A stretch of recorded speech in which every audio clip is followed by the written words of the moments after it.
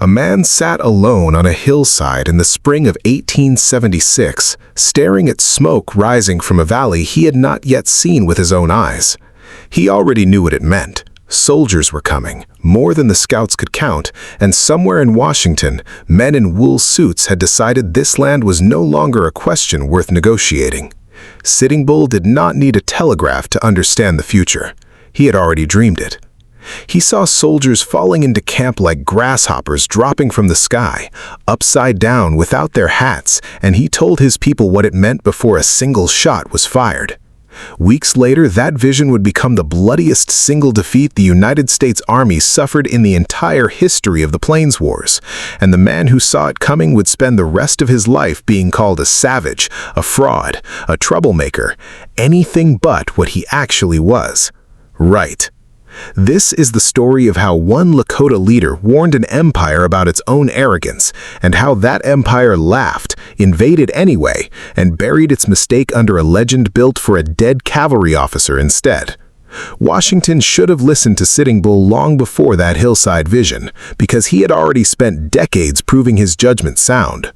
Born around 1831 in the Grand River, in what is now South Dakota, he earned his name and his standing the hard way, first as a warrior recognized for bravery as a teenager, then as a member of the Strong Heart Warrior Society, and eventually as a Hunkapapa Lakota chief whose authority rested on results rather than inheritance.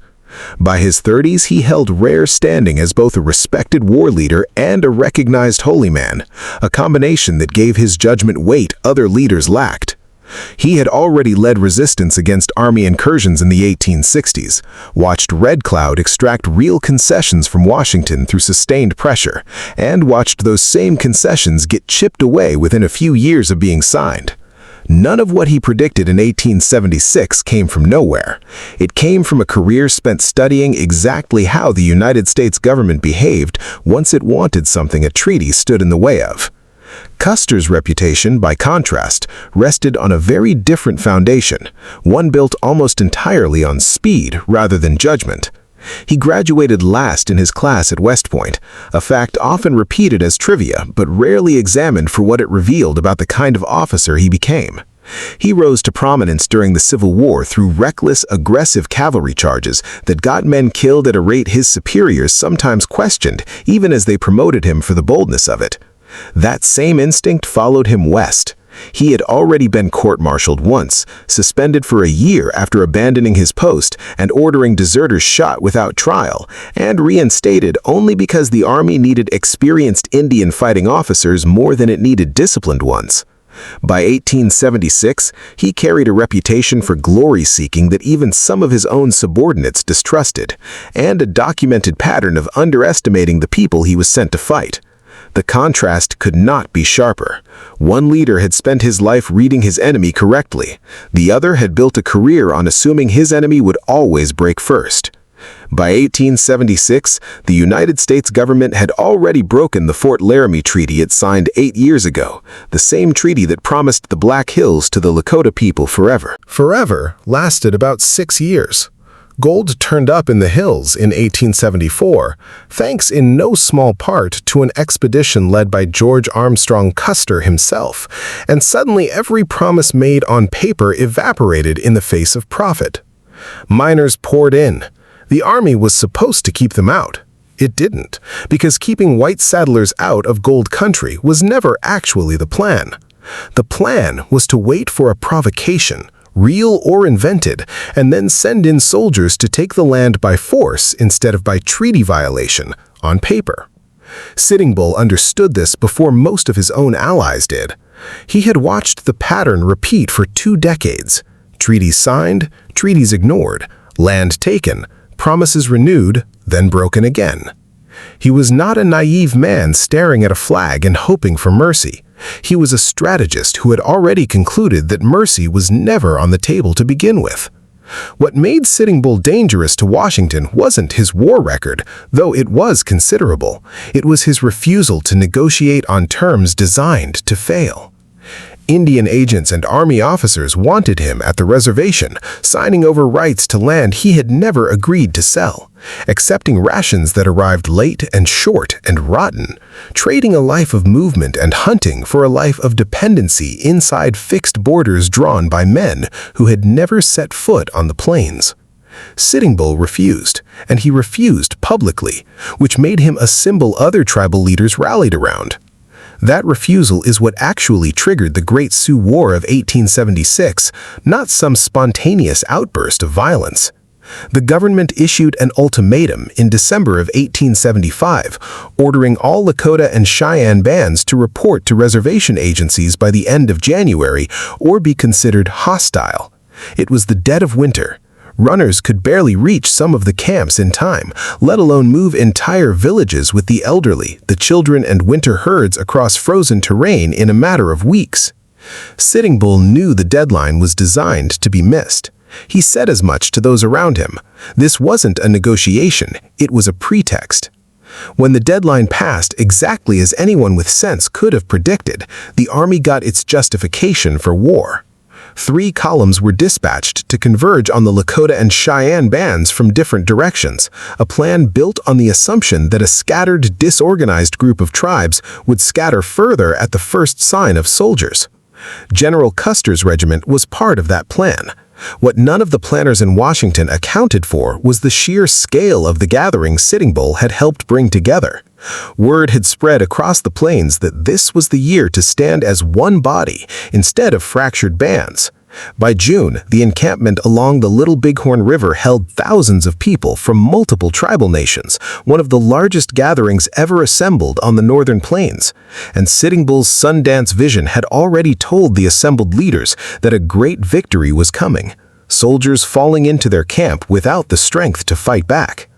Weeks before the battle, Sitting Bull had undergone a Sundance ceremony that involved cutting 100 pieces of flesh from each arm as an offering, a level of physical sacrifice meant to earn a vision worth trusting.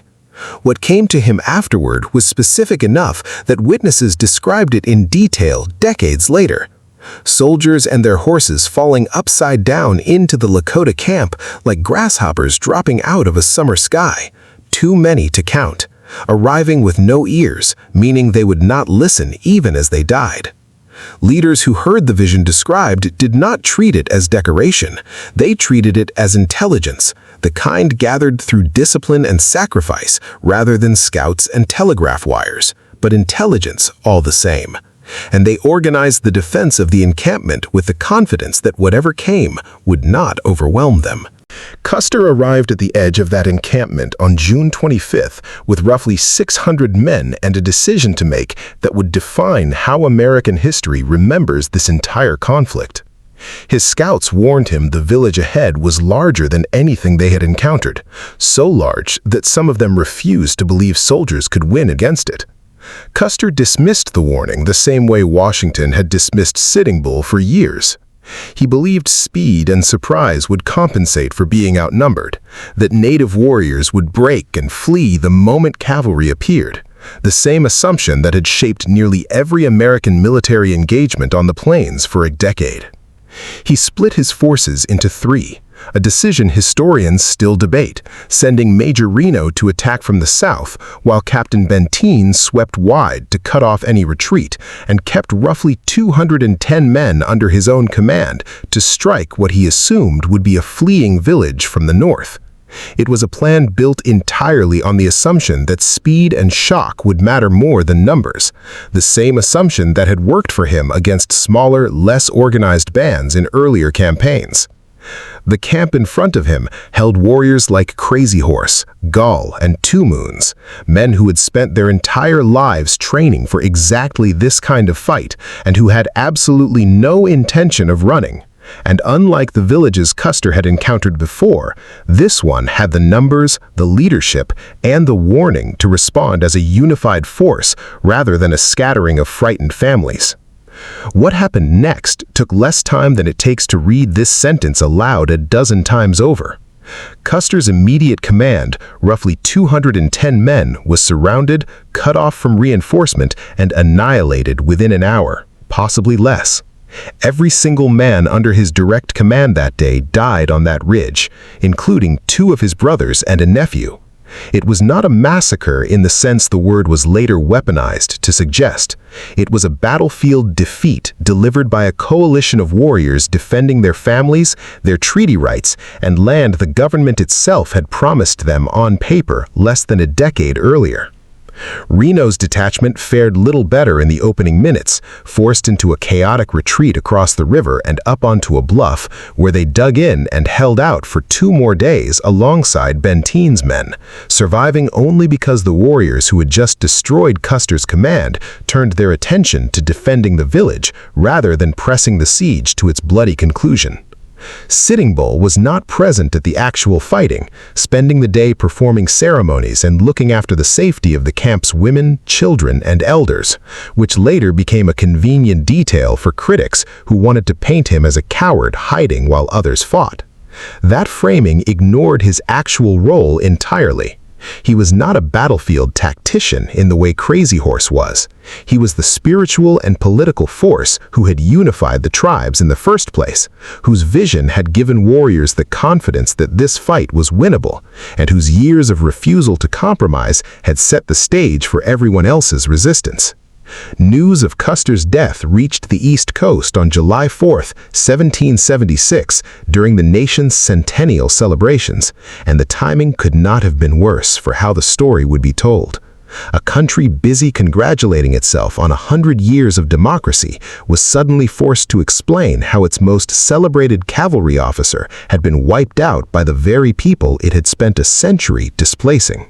The easiest answer, and the one newspapers ran with almost instantly, was to turn Custer into a martyr and his killers into savages who had ambushed a noble soldier, rather than defeated an invading force on their own land. Sitting Bull became the face of that narrative almost overnight, transformed from a leader defending treaty rights into a bloodthirsty mastermind who had orchestrated a massacre. The word massacre did enormous work in that transformation. Massacres imply innocent victims and unprovoked cruelty. What actually happened at Little Bighorn was a military engagement Custer chose to enter, against the advice of his own scouts, on land his government had promised was not his to take. Paintings commissioned in the following years showed Custer standing heroically at the center of a swirling last stand, saber raised, surrounded but unbroken, an image with almost no basis in what survivors on the Lakota and Cheyenne side actually described. Anheuser-Busch would later mass-produce a version of that painting and hang it in saloons across the country for decades, cementing an image of doomed heroism into the national imagination long after anyone bothered checking it against the facts on the ground.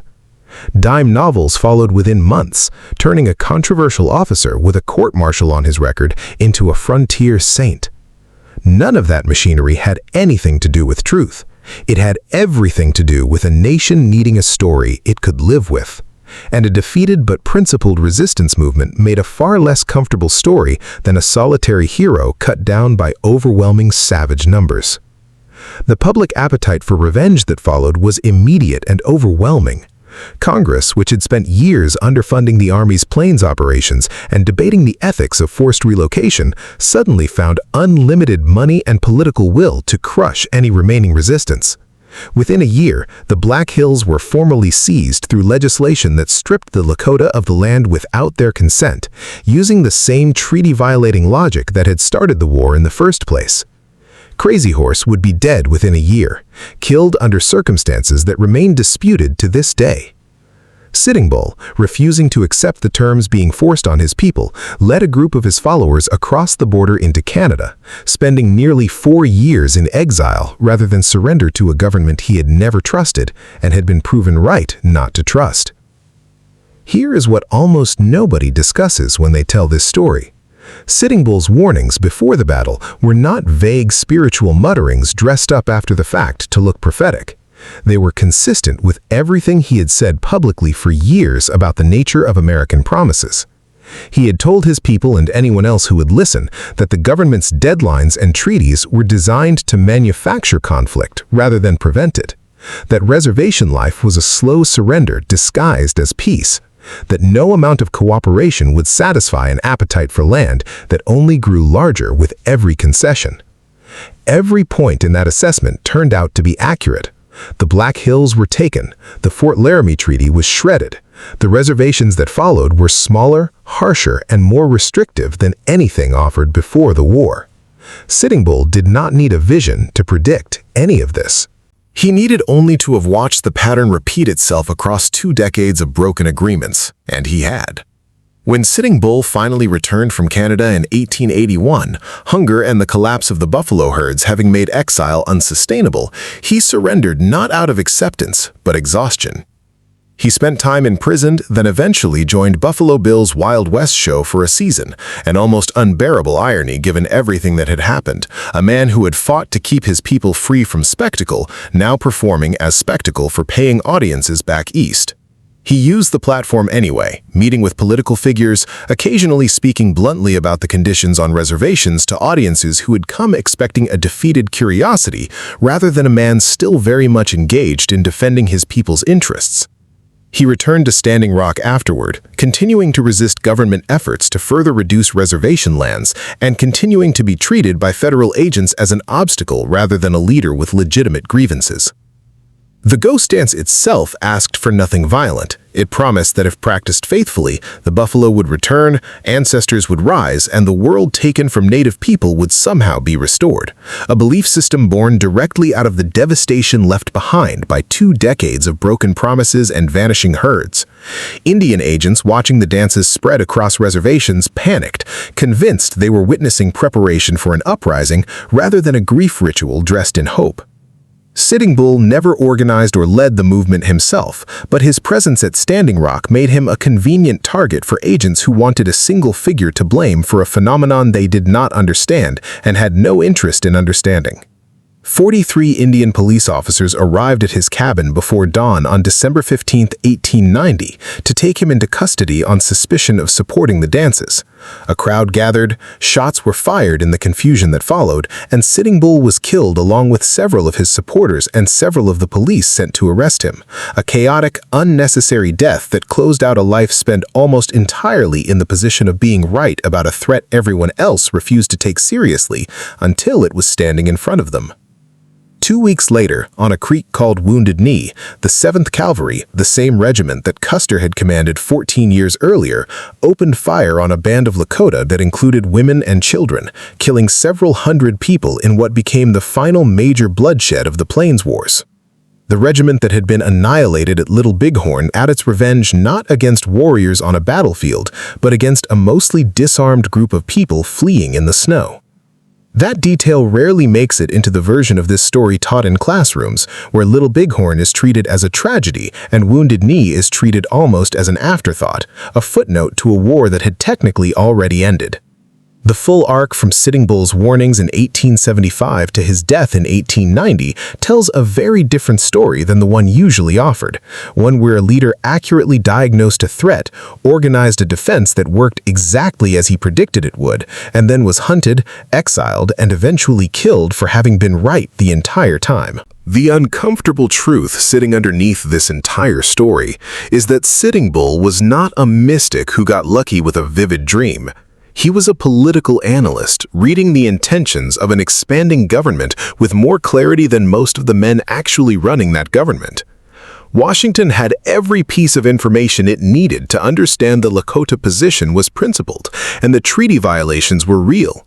And it chose invasion over negotiation anyway, because invasion was cheaper and faster than honoring commitments that stood in the way of gold and land. Custer's death became useful precisely because it let the country skip that conversation entirely, replacing a debate about broken treaties with a simpler story about heroic sacrifice and savage betrayal. That simpler story sold better. It still sells better today, in textbooks that spend more time on Custer's last stand than on the 7 years of treaty violations that preceded it, and in a cultural memory that remembers a doomed cavalry charge far more vividly than it remembers what actually provoked it. Sitting Bull spent his life being right about the exact mechanism by which his people would lose everything, and being punished for saying so at every stage.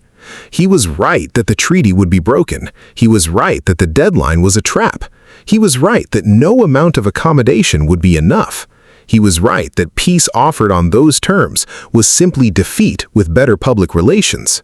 And when the moment came that proved him right in the most dramatic way possible, on a ridge above a river in Montana, the country that had ignored every warning turned around and made the loser of that battle its martyr, and the man who accurately predicted it all became the villain of a story that was never really about villains to begin with. It was about a government that had already decided what it wanted, and a leader who understood that decision long before the soldiers ever crossed the river to make it real. Custer got a monument, Sitting Bull got a bullet, and a century of being remembered as the villain in someone else's tragedy, when the truth was simpler and far less flattering to the country that told the story. He wasn't the villain. He was the only person in the entire conflict who read the situation correctly from the very beginning, and Washington laughed at him for it right up until the moment his prediction rode into that valley wearing a cavalry uniform.